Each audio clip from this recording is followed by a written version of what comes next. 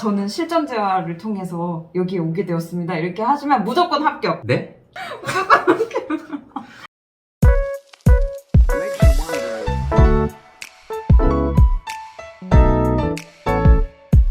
안녕하세요. 실전 재활의 이지은입니다. 오늘은 제가 굉장히 특별한 손님을 모셨는데요. 옆에 계신 선생님께서는 저의 그 전연차 시절을 모두 알고 계신 선생님이십니다. 할 얘기가 아주 많아요. 네. 제가 1년차 때부터 6년차 때까지 일을 했던 첫 병원이 있어요. 그 병원에서 굉장히 저에게 많은 것을 가르쳐 주신 선생님이신데요. 그 병원이 치료사가 100명이 넘는 굉장히 규모가 큰 병원이에요. 100명을 대표하는 실장님이 딱 한 분 계시거든요. 그런데 여기 옆에 계신 선생님께서 얼마 전에 실장님의 자리에 오르게 되셨어요. 그래서 제가 굉장히 축하드리는 마음으로 인터뷰를 요청을 했습니다. 정식으로 인사를 하겠습니다. 안녕하세요. 안녕하십니까. 네. 선생님 자기소개 부탁드립니다. 안녕하십니까. 저는 경기도 부천의 모 재활병원에서 근무를 하고 있는 이물리치료사라고 합니다. 실명을 얘기하기는 좀 부끄러워갖고. 지금 선생님이 몇 년 차 정도 되셨죠? 저는 현재 14년차 치료사로 근무를 하고 있죠. 근데 14년 차시라고요? 네, 어느덧 벌써 14년차가 됐네요, 제가. 14년 근데 동안. 저도 10년 차잖아요, 이제. 아, 정말요? 네, 그래서 저는 제가 되게 하늘같이 바라보시던 선생님이셨는데 4년 차 차이 나는 거였어요. 얼마 안 나네? 생각보다? 너무 충격적이에요. 선생님, 그러면 그렇게 14년 차가 되시는 동안에 직책이 하나씩 이렇게 생기셨을 것 같은데 어떤 직책들을 맡아보셨어요? 요즘에는 사실 인턴이라는 제도가 이제 거의 없는데 처음에 입사를 했을 때는 인턴이라는 게 있었어요. 인턴부터 시작해서 팀장, 그리고 어찌어찌 하다 보니 팀장이라는 중간 관리까지 맡게 되었습니다. 다시 한번 진짜 축하드려요. 너무 신기해요. 선생님도 약간 신기하지 않으세요? 1년 차 때부터 일했던 병원에 그 병원의 실장이 내가 되다니. 그쵸. 제가 생각했었던 실장님이란 딱 모습과 포스와 어떤 그런 역할이라는 게 딱 있었는데 이게 어느 날 갑자기 제가 이제 발령을 받게 되니까 저 역시도 얼떨떨하고 지금도 사실 되게 어색하고 좀 그런 건 있습니다. 그러면 직책이 생기면 월급이 올라가나요? 직책이 생기면 월급이 오르죠. 다이렉트로 바로 급여부터 물어보시네요. 일단은 직책을 달면은 직책 수당이라는 게 이제 생기게 되니까 직책의 정도에 따라서 수당의 차이는 존재를 합니다. 그러면 여태까지 맡으셨던 직책에서 어떤 일들을 하셨었어요? 1년차 때, 인턴 때는 허드렛 일부터 이제 시작을 했죠. 가장 먼저 출근해서 그 치료실에 어떤 환경관리. 이거 닦고 그쵸. 정리하고. 정리도 하고 이제 일단 보이기 좋게 치료실이 깔끔한 치료실이구나라는 것들을 만들기 위해서 굉장히 일조를 했었던 것 같고 신경예방 같은 경우는 옵저베이션이라는 게 이제 문화가 있으니까 후배들 옵저베이션을 왔을 때 궁금하거나 이런 것들도 좀 알려주고 팀장을 달게 되었으면 너의 어떤 작은 팀을 꾸려봐라라는 저희 어떤 크루가 생기면서 그 크루 안에서 잘 하는 치료사를 만들기 위해서 같이 이제 스터디 같은 것도 했었어. 그게 몇 명 정도 됐죠? 한 10명 정도 됐죠. 한 팀에? 네, 8명에서 10명 정도 됐었고 그러면서 이제 뭐 스터디도 하고 끝나면은 회식도 하고 때가 되면은 MT도 또 가고 때가 좋았죠. 사실. 팀장을 했을 때는 시간표나 아니면 환자 관리 이런 것들도 좀 하게 되었고 지금은 이제 전반적인 치료실 전체적인 관리를 하면서 치료사들의 어떤 권위나 병원과 조율 전반적인 관리를 하고 있죠. 정말 한 단계 한 단계씩 다 밟아가시면서 다 경험을 하셨기 때문에 밑에 선생님들의 그런 고충을 많이 아실 것 같아요. 제가 자부할 수 있는 것 중에 하나는 제가 여기서 시작을 했었기 때문에 각 연차, 각 기수마다 이제 어떤 생각을 하는지 어떻게 좀 방향을 잡는 게 조금 더 쉽게 풀어갈 수 있는지에 대한 것들은 자신 있게 좀 얘기할 수 있고 제가 겪어왔기 때문에 어느 누구보다도 이 조직에 대해서는 좀 잘 안다라고 얘기를 할 수 있겠죠. 네, 그러면 선생님 이제 실장님이 되셨는데 어떠세요? 그 무한한 네. 책임감과 오늘은 어떤 일이 벌어질지에 대한 기대감 더하기 두려움은 사실상 조금 이제 과장된 거고 이제 저희 조직이 조금 사람이 많고 좀 크다 보니까 생각지도 않은 일들이 많이 벌어지고 변수가 이제 생겼을 때 가장 적절하게 좀 해결을 해야 되는 그런 포지션이다 보니까 아무래도 신경 쓸 일은 되게 많아지는 것 같아요. 지금 현재는 치료사가 몇 명이죠? 물리치료사, 작업치료사, 언어치료사, 뭐 통증 해서 지금 113명입니다. 와, 113명 정도. 아니 그렇게 그건 아니고요. 짱인 줄 알았는데 저는 그냥 똥대를 좀 짊어지는 사람 정도고 이게 저는 무한한 막 그런 줄 알았었는데 힘보다는 사실상 책임감이 굉장히 많이 큰 그런 자리인 것 같아요. 실장님이 되시고 나서 달라진 점이 무엇이 있어요? 달라진 점은 크게는 흰머리가 들어가고 있어요. 흰머리가 없었는데 이게 새치가 하나씩 늘어나는 거? 예전에는 그리고 퇴근하고 집에 가면은 회사를 신경 안 쓰려고 그랬거든요. 아, 그쵸. 저는 누구보다 칼퇴근을 지향을 하고 어디 놀러 가는 걸 좋아하고 이게 저도 모르게 이제 퇴근하면서도 이게 내일은 어떤 일을 해야겠다. 흰머리. 예. 그러면 실장님이 되셨으니까 1년차 선생님께서 면접을 보시죠? 네. 어떤 치료사를 뽑고 싶으신지. 우리 조직이랑 우리 분위기랑 가장 잘 어울리는 만한 사람을 뽑는 건데 그런 거 있잖아요. 소개팅 가도 첫 인상이 바로 이제 몇 마디 대화 나눠보면 이제 딱 오잖아요. 이 사람이 정말 우리 병원에 오고 싶구나. 여기서 정말 근무를 하고 싶구나. 좀 약간 간절함. 나는 좋은 치료사가 되고 치료를 잘하는 치료사가 되고 이 병원에서 내가 치료사로 성장하고 싶어요라는 그런 간절함이 좀 저는 어느 정도 있어야 된다고 생각을 해요. 우리 병원은 이런 병원인데 우리 병원이랑 얼마나 잘 맞을 수 있겠어요. 저는 이제 면접 볼 때 저희 병원 시스템이라든지 구인 광고에서 알 수 없는 정보들을 일단은 저 다 오픈을 해요. 우리 병원이랑 저랑 일하려고 노력하는 사람이랑 같이 맞아야지만 이렇게 같이 커나가는데 이게 서로가 조금 갭이 있는 상태에서 입사한 다음에 알아가요. 저는 그럴 필요가 있나라는 생각이 들어요. 저는 하나는 좀 질문을 하죠. 제가 당신을 왜 뽑아야 돼요? 그러면 이제 명확하게 저희 병원에 입사하려는 동기 같은 게 확 나오거든요. 근데 이제 어떤 자신감 있게 저는 여기서 진짜 꼭 일을 해보고 싶어요.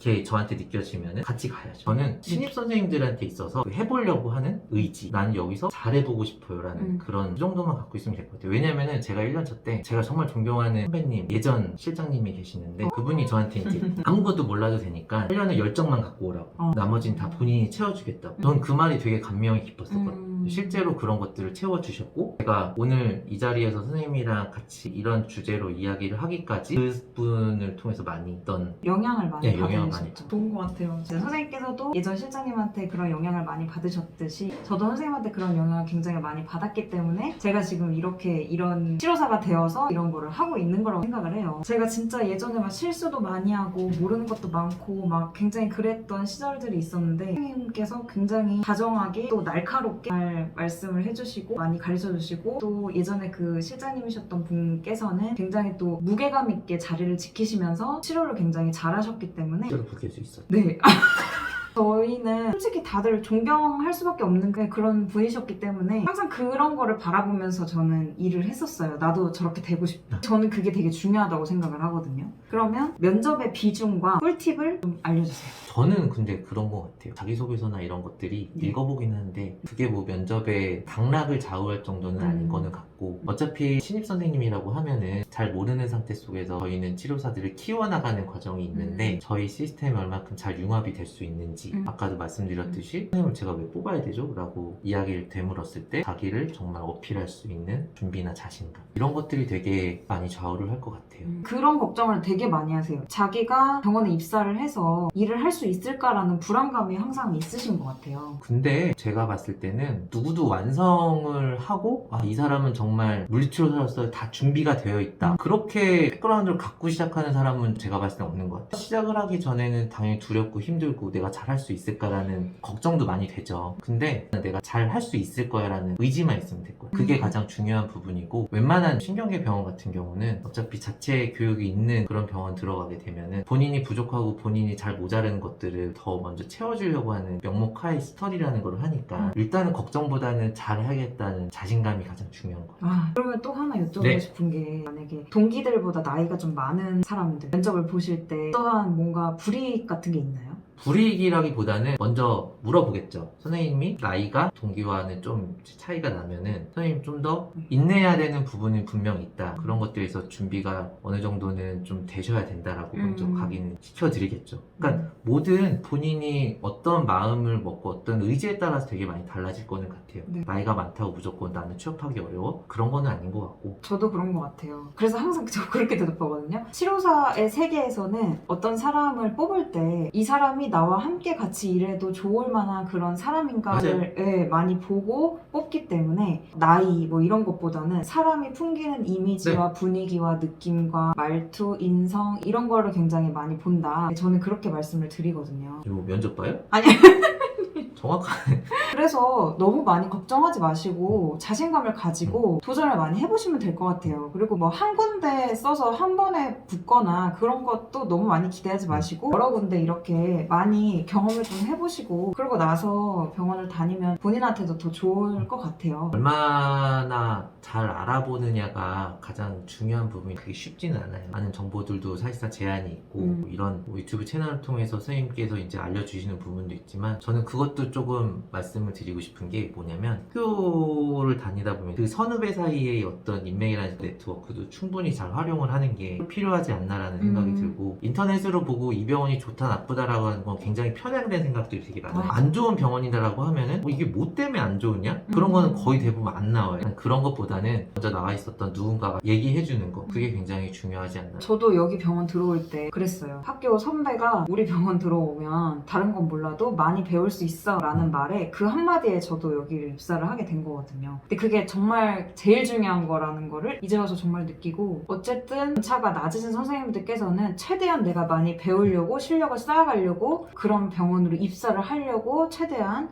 많이 알아보시고 노력을 하셔야 될 것 같습니다. 저는 그게 저연차 때는 사실 많이 배울 수 있는 병원은 좋은 병원이다라는 것들을 이 자리에서 말씀드리고 싶었거든요. 교육 같은 거 내가 그냥 돈 주고 배우면 되지 라는 생각을 하시는 분들도 있어요. 그게 뭐 잘못되고 틀렸다라는 건 저는 절대로 아닌데 조금 더 쉽게 편하게 자연스럽게 배울 수 있는 것들이 제공이 되는 병원 자체 스터디가 있고 오랫동안 지속이 되었는지 이게 병원 분위기에 따라서 자기의 치료를 계속 누군가한테 얘기하고 터놓고 환자 치료에 대해서 디스커션을 할 수 있는 분위기냐 아니냐가 굉장히 크게 차이가 나거든요. 맞아요. 잘 몰라요. 환자의 문제점을 보는 것도 잘 모르겠고 심지어는 RM 엑서사이즈를 해도 엔드필을 잘 못 느끼거든요. 네. 누군가한테 끊임없이 물어보고 누군가한테 내 치료를 드러내고 그러면서 내가 부족한 부분을 계속 채워나가야 되는데 그것들을 과연 같이 하려는 분위기이냐 이거는 되게 치료사가 느끼는 자존감, 자신감 앞으로 향후 내가 이 직업에서 계속적으로 커나갈 수 있겠구나라는 자신의 미래에 있어서도 굉장히 크게 영향을 미치지 않나 생각합니다. 진짜 저도 처음에 한 3년차, 4년차 때까지는요 맨날 울면서 막 술 마시면서 맨날 했던 얘기가 선생님 언제쯤이면 제 치료에 제가 확신을 가질 수 있을까요? 그때는 너무나도 불안했어요. 제가 잘하려는 의지는 많은데 내가 지금 잘하고 있는 게 맞는가. 그리고 또 어떤 환자분이 제가 치료를 해드렸는데 좋아졌는데 이게 내가 잘해서 좋아진 건지 그냥 좋아지실 때가 돼서 좋아지신 건지 그것도 너무 불안하고 또 다 문제점인 것 같은데 뭐가 제일 문제점인지를 어떻게 알 수 있죠? 이런 것도 맨날 제가 선생님한테 여쭤보고 진짜 그 수많은 질문들을 선생님이 다 받아주셨기 때문에 지금의 제가 있는 것 같습니다.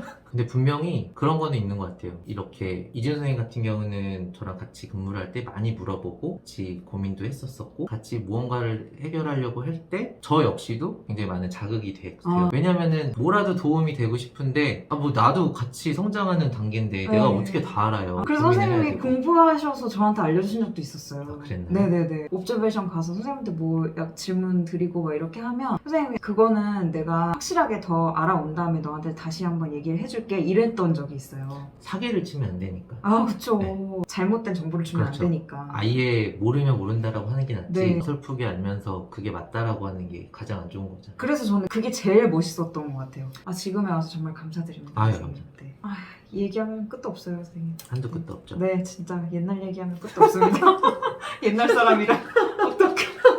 마지막으로 후배들에게 해주시고 싶은 말씀 있으신지. 직업에 대한 자부심을 갖고 시작을 하셨으면 좋겠고 두 번째는 서두르지 않으셨으면 좋겠어요. 환자를 직접적으로 치료하는 치료사는 기본적으로 치료를 잘해야 되는데 너무 이제 준비가 안 돼 있는 상황에서 돈만 따라가지는 않으셨으면 좋겠고 본인이 어떤 방향을 갖고 어떤 치료사가 되느냐에 따라서 본인의 가치는 천차만별로 달라지지. 지금 저희가 이렇게 필드에서 보면은 연봉을 좀 많이 받으시거나 또 유명하신 분들을 보면 그분들이 내가 돈을 많이 벌겠다고 그 자리까지 올라가신 것보다는 내가 진짜 좋은 치료사가 돼야겠다, 내가 그런 발전적인 방향으로 가야겠다라고 노력을 하시다 보니까 그 자리에 가서 그 연봉을 받으시는 거니까 저는 제가 1년차 때부터 이러한 말들을 굉장히 많이 들었기 때문에 지금 제가 이런 치료사가 될 수 있었거든요. 근데 이런 말씀을 안 하시는 치료사 선생님도 굉장히 많으세요. 저는 그래서 되게 충격을 많이 받았어요. 우리 병원에서 배운 게 이랬는데 밖에 나갔더니 내가 생각한 거랑은 완전히 다른 세계가 있는 거예요. 그래서 어떤 분들은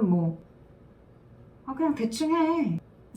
네, 이제 그렇게 말씀하시는 분들이 있는 거예요. 그런 소리를 듣고 이제 너무 충격을 먹고 눈물이 나서 내가 여태까지 배웠던 건 이게 아니었는데 울면서 이제 선생님께 연락을 드렸었습니다. 네. 한번 전화를 해준 적 있죠. 그리고 아까 이제 그 예전 실장님께도 연락을 드렸었고 그래서 굉장히 장문의 답장도 받고 되게 많이 위로를 받고 어떻게 하는 것이 맞는 것인가라는 그런 결론도 또 받고 했거든요. 그래서 정말 진짜 좋은 선생님 밑에서 일을 해야 됩니다, 여러분. 정말 중요합니다, 이거. 비하인드 스토리인데 선생님이 그때 문자 보내셨잖아요. 그때 그 실장님이 저한테 얘기했어요. 내가 애를 허투루 키우진 않았구나. 되게 좋아하셨어요. 그때 지인이한테 문자가 왔는데 얘가 이런 고민이 있대. 안타깝다고. 그렇지 않은 곳에서 얘가 왜 이렇게 고생하는지 안타깝다고. 너무 그래서 저는 찾아뵈려고요. 엄청 좋아하십니다. 조만간 찾아뵙도록 하겠습니다. 영상에 담을 수 있을지는 모르겠지만. 절대로 못 담아요. 그래요? 그분은 거부하실 거예요. 올거로 해야 되나? 올까요? 아니, 해주실 수도 있겠다. 네, 그러면 오늘 인터뷰는 여기까지 하도록 하고요. 오늘 좋은 말씀 많이 해주셔서 정말 감사드립니다. 별 말씀을요. 네. 재밌었습니다. 네, 저는 또 다음 주에 더 좋은 영상으로 찾아뵙도록 할게요. 감사합니다. 실전재활 화이팅! 우리 병원도 이렇게 안 하는데. 저희 병원도 많이 오세요. 네. 실전재활로 저희 병원 알았다라고 하면 굉장히 큰 어드밴티지가 될 것 같습니다. 진짜요. 그럼요. 근데 병원 이름 공개해도 돼요? 경기도 부천에 있는 하나뿐인 회복기 재활병원입니다. 강력 추천합니다. 면접 때 만약에 만나게 되시면 이 목소리를 만약에 들으신다면 저는 실전재활을 통해서 여기에 오게 되었습니다. 이렇게 하시면 무조건 합격. 네? 아닌가? 의지를 보여주셔야죠. 그쵸. 그 의지와 실전재활을 통해 제가 의지를 갖게 되었습니다라고 하면은 굉장히 큰 어드밴티지가 되겠죠. 이 영상을 보고 찾아왔습니다. 관심이 있다라는 거고 맞아. 내가 뭐라도 해보려고 노력했구나. 네. 그냥 인터넷에 구인 광고 뭐 여기 그냥 써봐야지 이런 것보다는 본인이 어떤 노력을 했구나. 본인이 정말 나아가야 될 방향들. 내가 정말 치료사로서 어떻게 할 수 있는지 이런 것들 많이 경험하고 느끼게끔 해드리겠습니다. 네.